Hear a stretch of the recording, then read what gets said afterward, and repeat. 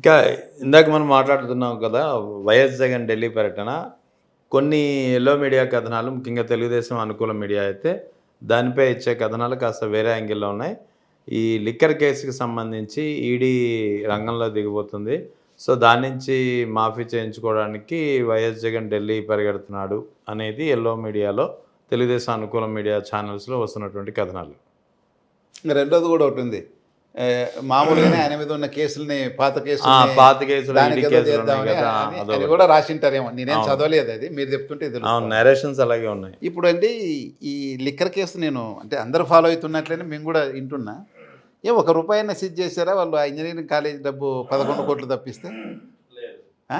అది రాజకేశ్ రెడ్డికి సంబంధించిన డబ్బని వేరే వాళ్ళ గెస్ట్ హౌస్‌లో సీజ్ చేసి, ఆ గెస్ట్ హౌస్ ఎవరిదంటే ప్రైవేట్ ఇంజినీరింగ్ కాలేజ్ వాళ్ళది. ప్రైవేట్ ఇంజినీరింగ్ అంతా బ్లాక్‌లో తీసుకుంటుంటారు డబ్బు. 10 లక్షలు, 15 లక్షలు సీటుకి. అట్లా డబ్బు ఆడ ఉంటే అది తీసిపోయి రాజకేశ్ రెడ్డిదంటే వాళ్ళు ఇమ్మీడియట్‌గా పిటిషన్ ఫైల్ చేశారు. ఆ డబ్బును అట్లే పెట్టండి. దాని మీద రిజర్వ్ బ్యాంక్ ముద్రించిన నంబర్లు ఉంటాయి. ఏ డేట్‌లో ప్రింట్ చేశారో. అంటే 24 జూన్ తర్వాత కూడా ప్రింట్ అయినవి ఉంటాయండి దాంట్లోన అని పెట్టి ఆ డబ్బును మాయం చేశారు. మేము వెంటనే బ్యాంక్‌లో ఫై ఏది డిపాజిట్ చేశామని చెప్పారు. అవి దాని అడ్రస్ చూపలేదు. మీకు అర్థమైందా? ఇంకా ఏం సీజ్ చేసినారని ఈడీ వస్తుంది నాకు అర్థం కాలే. ఈ చెవిరెడ్డి భాస్కర్ ఇటువంటిని ఏ విధంగా అరెస్ట్ చేశారో వాళ్ళ గన్‌మ్యాన్‌ల స్టేట్మెంట్లు. ఎప్పుడో మేము పోయి పలానా ఊరు నుండి ఎంతో పాటు పోయి డబ్బు తీసుకొచ్చినాం అనేది అవి స్టేట్మెంట్స్. ఓకేనా? ఆ ఓరల్ స్టేట్మెంట్స్. దాని మీద ఏం ఈడీ ఇది వస్తుంది అక్కడ? ఏమి ఈడీ అంటే ఏం చేస్తుంది ఈడీ వచ్చి? నంబర్ 1 పాయింట్ అది. దానికి అసలు జగన్మోహన్ రెడ్డి పేరే లేదే దాంట్లోన. అవును. ఆ ఉంటే సిట్‌లో అసలు వదులుతుందే. ఆయన ప్రమేయం లేదు. ఆ? ఏ ఒక్కరు కూడా ఆల్ అసలు ఎక్స్‌వైజెడ్స్‌ని అంతా అరెస్ట్ చేసేసి మరి ఈయన కూడా అరెస్ట్ చేసిండాలి కదా! ఆయన పిఏలను కూడా ఆయన ఓఎస్‌డీని కూడా కృష్ణమోహన్ రెడ్డిని అరెస్ట్ చేసిరి. లేకపోతే ఆయన దగ్గర ఉన్న ప్రిన్సిపల్ సెక్రటరీ మన సెక్రటరీ టు గవర్నమెంట్ ఆయన ఇంకో రెడ్డి ఆయన అరెస్ట్ చేసిరి. ఐఏఎస్ ఆఫీసర్ని, రిటైర్డ్ ఐఏఎస్ ఆఫీసర్ని ధనుంజయ రెడ్డి సార్ని. మరి ఈయన ఎందుకు ఏమడ్డం వచ్చింది మీకు అరెస్ట్ చేసేకి? సిగ్గుండాల రాసేకి. రెండోది జగన్మోహన్ రెడ్డి కేసులు. అవి ఎప్పుడో 2014 కన్నా ముందే ఛార్జ్ షీట్లు వేసినారు కదా. నువ్వు 14 నుంచి 19 వరకు ఏమి చేశారు మీరు? ఈరోజు నువ్వు మళ్ళా 2024 నుంచి ఇప్పటి వరకు ఏం చేస్తున్నారు? లేకపోతే మధ్యన ఆయన గవర్నమెంట్ ఉన్నప్పుడు ఏం చేశారు? బీజేపీ ఏం పని ఉంది? అది కోర్టులో ఉంది. అది కోర్టుకు సంబంధించిన వ్యవహారం. ఏమైనా మారుస్తారా కోర్టులో ఉండేటివి బీజేపీ వాళ్ళు? ఏమన్నా వాళ్ళు ట్రయల్ తొందరగా జరగాలనుకుంటున్నారు. ఆయనతో పాటు ఉన్న ఐఏఎస్ ఆఫీసర్స్ అందరికీ క్లీన్ చిట్ ఇచ్చి తీసి పారేశారు. వాళ్ళని డిశ్చార్జ్ చేశారు, లక్ష్మి గారితో సహా అందరిని డిశ్చార్జ్ చేశారు. ఇంక ఈయన మీద ఏం కేసు ఉంటుంది? ఆయనకు తెలియదా పెద్ద కేసులు కాదని? ఎప్పుడు వరీ కావడం లేదు ఆయన. దాని గురించి వరీ కావడం లేదు అసలు. ఆయనకు తొందరగా అవి ట్రయల్ అయిపోయి బయటపడితే ఎవడు అనేతోడు కూడా లేదని హ్యాపీ ఉంటారు. ఈవెన్ వివేకానంద రెడ్డి మర్డర్ కేసులు కూడా అవినాష్ రెడ్డి వాళ్ళు తొందరగా ట్రయల్ జరపమని అడుగుతున్నారు. నీవు పిటిషన్ ఫైల్ చేస్తున్నావు నీ చేతిలో మనిషితో. దాన్ని ప్రొలాంగ్ చేసి 2029 ఎలక్షన్స్లో వాడుకోవాలని. అంతే తప్ప దానికి ఏం కారణం ఉంటుందండి? ఏం చేస్తారు బీజేపీ వాళ్ళు? కోర్టులో ఉన్న పేపర్స్ని ఏమన్నా మారుస్తారా? కోర్టు వడిక్ని ఏమన్నా వాళ్ళు డిక్టేట్ చేయగలుగుతారా? Just impossible. ఒక మీనింగ్లెస్, ఏది సబ్జెక్ట్ లేకుండా అన్పాపులర్. నేను చెప్తున్నా చూడండి, వాళ్ళు సెంట్రల్ ఇంటెలిజెన్స్లో వాళ్ళకి డెఫినెట్ ఇన్ఫర్మేషన్ ఉంది. అన్పాపులర్ అయిపోయింది. 2 సంవత్సరాల్లో ఇంత అన్పాపులర్ అయిన గవర్నమెంట్ని 2014 కూడా చూసినా కానీ ఇంత ఫాస్ట్గా డెటరేషన్ లేదు. ఇప్పుడు కేవలం పోలీసు రాజ్యం నడుస్తుంది. పోలీసు వాళ్ళు లేకుంటే వీళ్ళు మనగలిగే పరిస్థితి లేదు.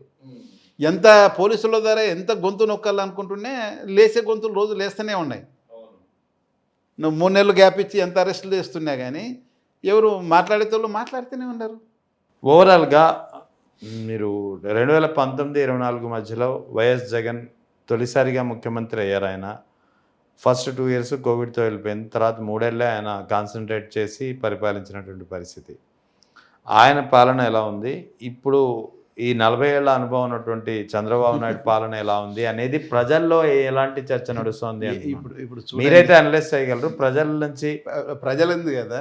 అసలు ఈయన పేరు చెప్పేది కూడా జనరల్ కూడా కామన్ పబ్లిక్ అంటే మైనారిటీ పార్టీ పరంగా ఉన్న వాళ్ళు తప్పిస్తే ఒక క్యాస్ట్ ఇప్పుడు ఎట్లా అంటే మనదంతా కులపరంగా విడిపోయింది మన సొసైటీని అంతా ఈ ఎల్లో మీడియాలు కానీ లేకపోతే వీళ్ళది ఏమంటారు నీళ్ళ పత్రికలు అంటారా వీళ్ళవి ఆ?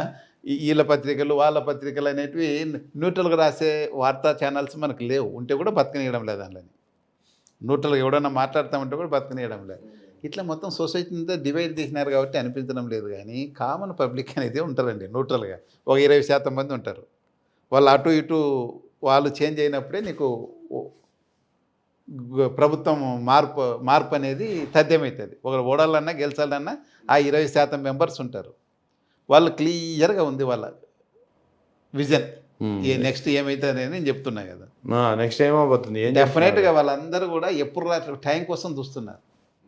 మన డెమోక్రసీలో 5 ఏళ్ళు భరించాలా కదా అనే అలాగే ఉన్నారు. ఎందుకంటే ఇప్పుడు ఢిల్లీలో జరిగినట్టు కాక్రోచ్ పార్టీ వ్యవహారం మన ఆంధ్రాలో జరగదు.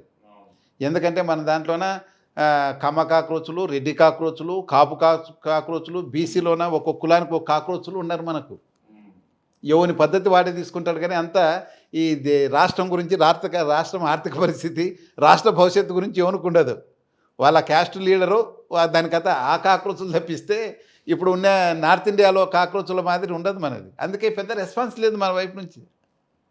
ఇంకా హైదరాబాద్లోన్నా ఏదో కాంగ్రెస్ వాళ్ళు ఏదో చేస్తున్నారు, కానీ మా ఆంధ్రప్రదేశ్లో ఏం జరగడం లేదు అటువంటివి. ఎవడేం పోతే మాకెందుకు అనేంత లేజీ అయిపోయినారు జనం. చెప్తే కదా కులపరంగా మొత్తం సొసైటీ అంతా డివైడ్ అయిపోయింది. ఎవడన్నా ఎట్లా ఉంది. సో 2029లో ఏం జరగదు? లేదంటే మెడికల్ కాలేజెస్ ప్రైవేట్ చేస్తామంటేనే ఇప్పుడు ఢిల్లీలో జరిగినంత గొడవ జరగాల ఇక్కడ.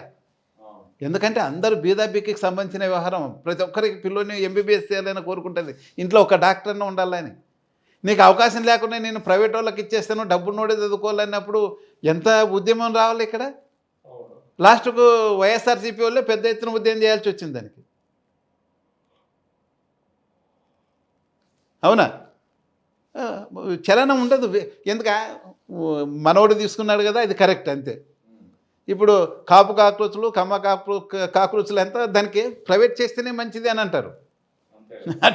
అలా ఉంటుంది. కాబట్టి మన ఆంధ్రప్రదేశ్లో బయట ఏం పడరండి. ఆ 20%, 20% మంది ఉన్నారే వాళ్ళు క్లారిటీకి వచ్చి ఉన్నారు. ఎందుకంటే 40% ఆయనకునేది తెలుగుదేశం ఆ కూటమికి ఉండే 40-46% వాళ్ళకి వస్తుంది. ఇతనికి 40% ఇతనికి వస్తుంది. ఆ 20% మంది ఎటు తీసుకుంటే అటు ఉంటుంది. అదే ఏం జరగబోతుంది అంటారు?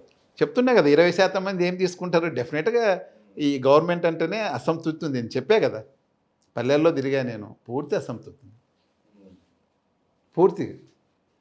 ఎందుకంటే పోలీసు రాజ్యాన్ని పోలీసును ఉపయోగించుకొని ఎవడైతే రాజ్యం చేస్తాడో కామన్ పబ్లిక్ అంతా ప్రాబ్లం వచ్చేస్తుంది. రెహమాన్ గారికి ఇలా జరిగింది, మా పరిస్థితి ఏమన్నట్లు ఉంటుంది పరిస్థితి. నువ్వు పెద్ద పెద్ద లీడర్స్ అంతా అరెస్ట్ చేసి జైలులో పెడతావంటే మిగతా వాళ్ళంతా ఏ విధంగా ఫీల్ అవుతారు? న్యూట్రల్ ఉన్నాడు, ఏ పార్టీ సపోర్ట్ లేనాడు, మా పరిస్థితి ఏమి రేపు పొద్దున వీళ్ళు ఇట్లుంటే అని ఏం మాట్లాడుకోకుండా మాట్లాడారు అసలు. ఇప్పుడు ఇంకా టైట్ లిప్పు. ఇంకేదైనా మాట్లాడితే పొగిడిపోయినైనా స్వామి చాలా అద్భుతంగా ఉంది మీ పరిపాలన అండి అని చెప్తారు, అంతేగాని ఏం మాట్లాడదు. టైం వచ్చినట్టు మాత్రం తొక్కేస్తారు.